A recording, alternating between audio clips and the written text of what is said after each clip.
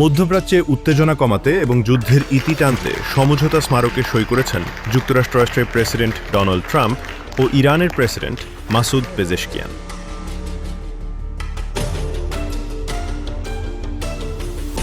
বার্তা সংস্থা এএফপির তথ্য অনুযায়ী বুধবার সই হওয়া এই সমঝোতার মাধ্যমে দুই দেশ সামরিক উত্তেজনা কমিয়ে আলোচনার পথে এগিয়ে যাওয়ার বিষয়ে একমত হয়েছে। সমঝোতা অনুযায়ী ইরান তাদের সমৃদ্ধ ইউরেনিয়ামের ঘনত্ব কমাবে। এর বিনিময়ে তেহরানের ওপর আরোপিত কিছু অর্থনৈতিক নিষেধাজ্ঞা শিথিল করা হবে।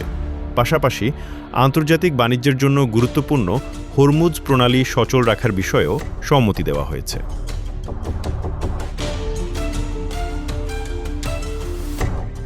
মার্কিন সূত্র জানিয়েছে, জি7 সম্মেলন শেষে ফ্রান্সে অবস্থানকালে ট্রাম্প এই স্মারকে সই করেন। সাংবাদিকদের তিনি বলেন, এইমাত্র সই করলাম।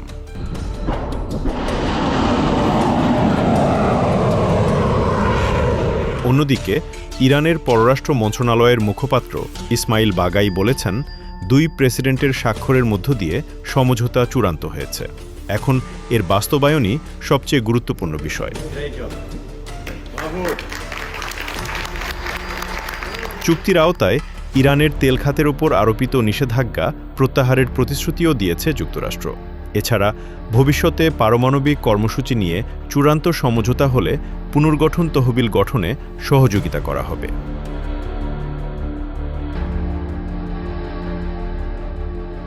এদিকে আলোচনায় মধ্যস্থতাকারীর ভূমিকা পালনকারী পাকিস্তানের প্রধানমন্ত্রী শেহবাজ শরীফ জানিয়েছেন, সমঝোতা স্মারকটি দ্রুত কার্যকর হবে।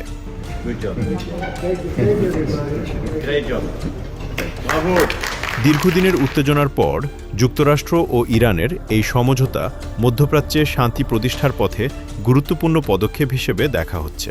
এখন নজর থাকবে এর বাস্তবায়নে।